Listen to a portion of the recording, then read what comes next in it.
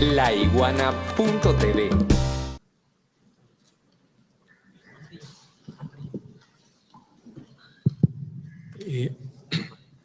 Muchas gracias. Por una casualidad me ha tocado dirigir la palabra después de la profesora y doctora Judith Valencia. Quizás ella no lo recuerda, pero tuve conocimiento de su trabajo y de su exposición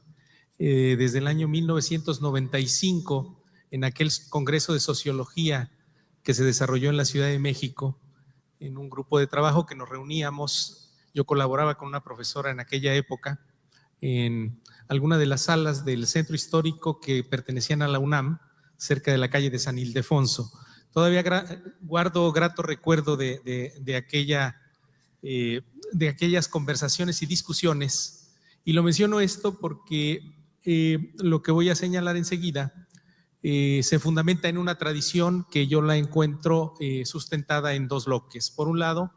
el trabajo de la sociología latinoamericana, que aquel congreso era de la Asociación Latinoamericana de Sociología, y también dentro de la tradición de la filosofía latinoamericana. Tanto mi maestría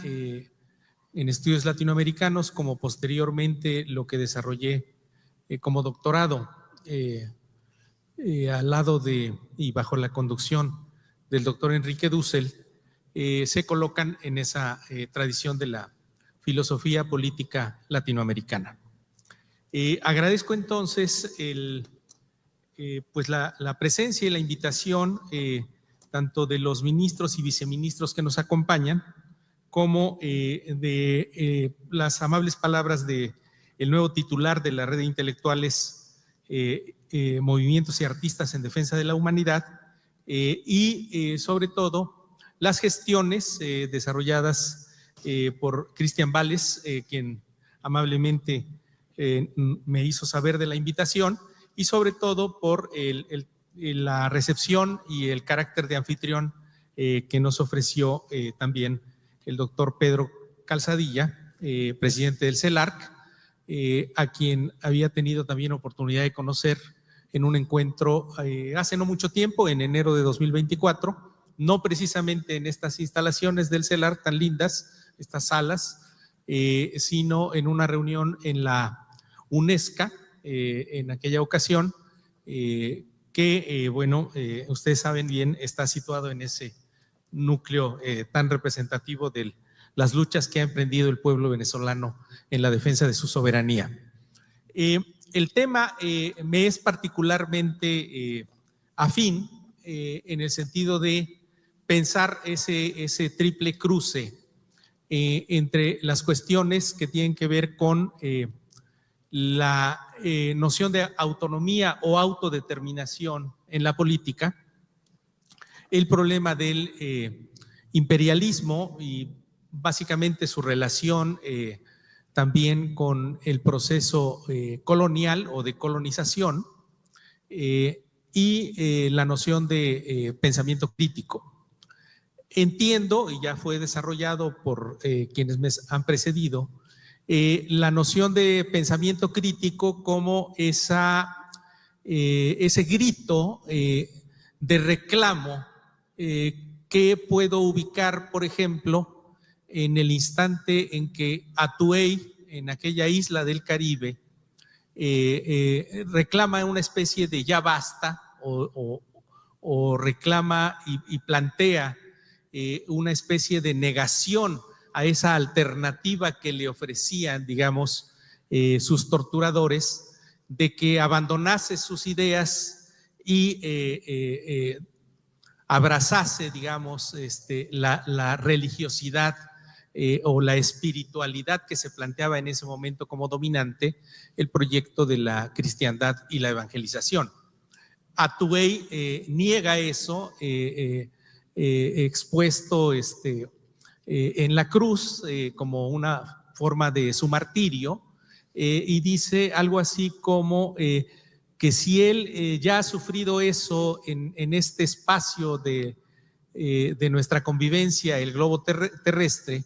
y si en eso que se ofrece como espacio trascendental, que sería el cielo o los lugares del demonio, si va a volverse a encontrar con esas gentes, prefiere, digámoslo así, no participar de ello. En ese gesto ya está, digamos, un punto de vista en el que se encarna el pensamiento crítico, en el sentido de negar las condiciones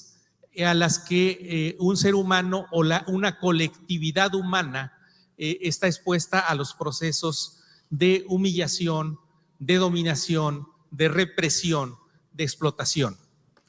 Así lo entendía también Marx en su imperativo categórico. Se habla y se sostiene mucho en la obra de Kant la existencia de un imperativo ético, que en el caso de Marx es desarrollado en las cartas que escribe en 1843 y que se presentaron en aquella única publicación que le permitieron hacer bajo la edición de Marx, los conocidos como anuarios franco-alemanes, porque posteriormente a Marx mismo lo expulsaron de ese lugar donde estaba editando esos anuarios o esos anales. Y Marx expresa ese imperativo categórico como con una expresión muy significativa. Dice él, echar por tierra o negar, en otras traducciones,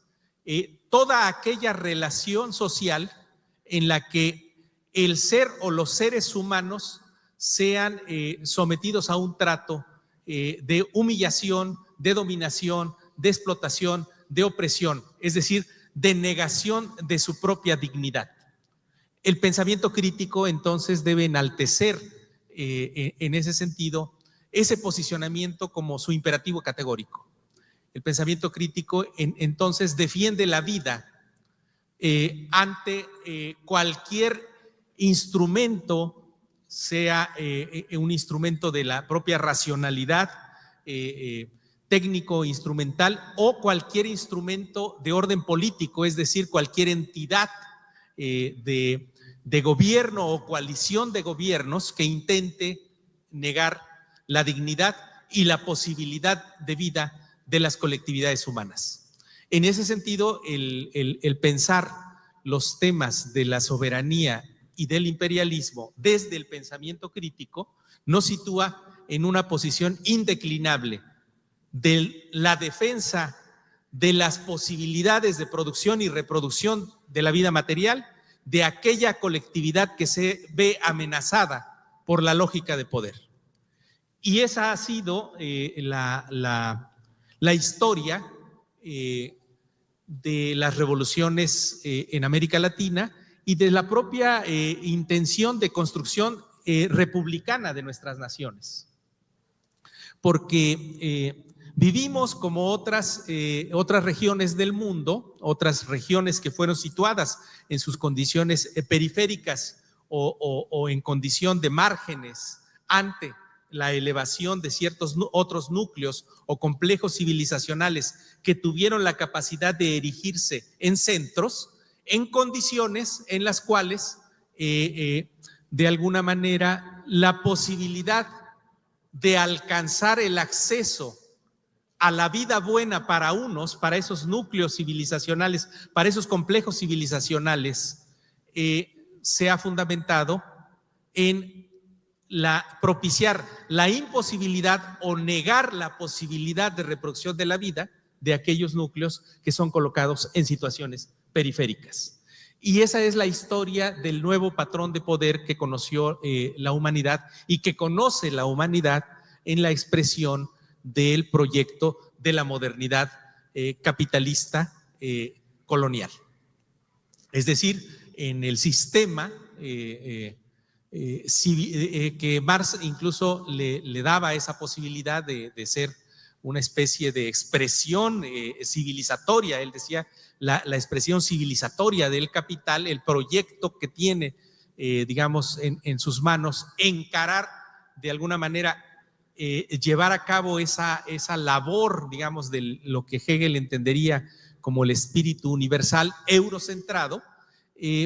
pero que se ha fundamentado justamente en como diría Fernández Retamar, en la construcción de aquellos otros núcleos o países en la condición de periferizados. Los periferizados de los que somos parte nosotros, hemos conocido ese proyecto en los últimos ya casi más de 5 siglos. Desde el momento en el que aquellas embarcaciones, aquellos aventureros, aquellos hidalgos que creyeron en algún momento la cuestión de la redondez de la tierra, emprendieron un proyecto en el cual rompieron el orden civilizatorio, la condición civilizatoria de los pueblos que formaban parte en otros espacios, en otros núcleos, a las afueras de lo que era la comarca que posteriormente será conocida como Europa, una comarca que a su vez estaba en una cierta condición periférica o semiperiférica en el curso del siglo XV. Con esto quiero decir también la condición que el pensamiento crítico tiene que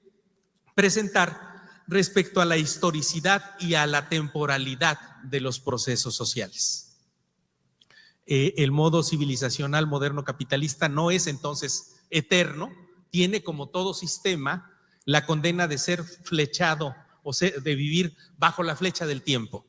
y en ese sentido de reclamar una visión de su temporalidad y de su historización. En nuestra historia se abre entonces en el largo siglo XVI como un proceso de ruptura del orden civilizacional de unos cuantos complejos en lo que se conocerá como América, e incluso precedida por la aventura que sobre los indios guanches emprenden ya los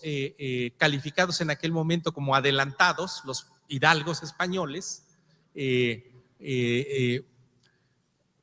que durante el siglo XV ensayaron muchos de los procesos políticos y de arrebato de recursos, de exterminio de gente sobre las propias Islas Canarias en el curso del siglo XV. Por eso a mí me llamó mucho la atención que el último libro que escribí, que presenté a esta reciente convocatoria del Premio Libertador al Pensamiento Crítico, siendo editado también en una de esas Islas Canarias, adquiría esa significación porque el siglo XV presenta esa importancia. En el caso de las Canarias, el procedimiento de romper las alianzas políticas preexistentes y de intentar arrebatar las condiciones de la producción y reproducción de la vida material en tanto dominio del espacio y de ampliación en ese sentido de las capacidades de la naciente economía mundo mediterránea, permitirá ya en el curso del siglo XVI pues la historia que conocemos. 3 siglos de historia colonial, de colonización sobre los núcleos civilizacionales de lo que será conocido como América o América, la segunda América, la América Latina, y posteriormente el proceso de sustitución, de hegemonía, de una hegemonía, podríamos decirlo así, fallida en cierto modo, porque para España no le permitió desarrollar ni las bases industriales ni la capacidad de conducción de ese bloque civilizacional emergente del XVI hasta el curso, digámoslo así, de comienzos del siglo XIX, sino más bien fundamenta a través de la transferencia de recursos, de la apropiación de metales preciosos, de la ampliación de los mercados hacia el Atlántico, fundamentará también su propia subalternización ante los núcleos financieros y de las nuevas ciudades que al interior de Europa se están desarrollando. Es así que de manera muy clara, ya en el curso del siglo XIX, en el decreto, digamos, del principio de ordenación del nuevo superhegemón del país del norte, se permitirá o se planteará la maduración de un proceso que ya venía experimentando a su vez en esa otra, digamos, en ese otro movimiento de ampliación y de expansión ya antes lo había hecho a través de podríamos decirlo así, de los núcleos más apegados a la zona bajo mediterránea, la denominada Europa del Sur, pero después, sobre todo en el curso de la segunda mitad del siglo XVII en adelante, del temprano siglo XVII en adelante, pues lo que sería así la Europa del Norte, la Europa más quizás asimilada como Europa plena, que dará fundamento a la posibilidad de esa nueva nación emergente que nace siendo imperio, que nace bajo el proyecto de erigirse en nuevo imperio, que es lo que conocemos ahora como los Estados Unidos. Estados Unidos en ese sentido muestra una clara vocación de ampliación de lo que eran sus fronteras constructivas en la lógica de haber sido una emigración hacia la parte de la costa este. Se proyectaba durante quizás buena parte del siglo XVIII, fines del siglo XVIII, exclusivamente en la frontera natural del Mississippi y los grandes bosques en la parte norte, pero posteriormente encontrará la maduración y la expresión brutal de ese expansionismo temprano que había instrumentado sobre los pueblos originarios que vivían allá y del arrebato territorial sobre la conocida como Nueva España. Entonces, para ir concluyendo, mi posición de reflexionar desde el pensamiento crítico y desde el pensamiento crítico del el moderno sistema capitalista colonial, ubicaría el imperialismo en esas fases o facetas que desde el siglo XIX y con particular agresividad de fines del siglo XIX en adelante, instrumentará justamente con dos objetivos en muchas ocasiones. Uno, contener las cuestiones de las diferencias y las desigualdades al interior de la propia sociedad estadounidense y contener en ese sentido los núcleos que pelean ahí al interior de esa sociedad por la posibilidad de democratización, y por el otro, la defensa y la instrumentación de la lógica de defensa de la competencia posible sobre los otros núcleos dominantes. Lo fue desde la doctrina Monroe, lo va a hacer en la lógica del panamericanismo de 1898 y lo es actualmente en el marco de la posibilidad de estructurar un mundo multilateral o multipolar. En ese sentido, soberanía como autodeterminación de los pueblos, y en el caso de Venezuela, como lo fue y lo es en el caso de Cuba, son ejemplos para toda la humanidad de lo que significa romper las cadenas del colonialismo y romper las cadenas de la economía mundo imperialista y capitalista tal cual la conocemos. Porque en lo que esa economía consiste es en el arrebato de los recursos, en el arrebato de las riquezas de los otros pueblos para fundamentar las capacidades de dominio en ese sentido, o ahora en este caso de la defensa de una condición más endeble de la hegemonía de los Estados Unidos. De ahí que, y con esto concluyo, la particularidad de la etapa que estamos viviendo es la articulación de esa geopolítica de las grandes áreas con una idea renovada, en cierto modo cambiante, del fascismo clásico y de las nuevas derechas que tienden también a captar en nuestras gentes esa especie de condición de reclamo. Y entonces no hay que malentender la crítica, hay que entender el pensamiento crítico como la defensa de la vida ante la posibilidad y ante la amenaza siempre creciente de las potencias imperiales que dominan el mundo. Muchas gracias. Muchas gracias.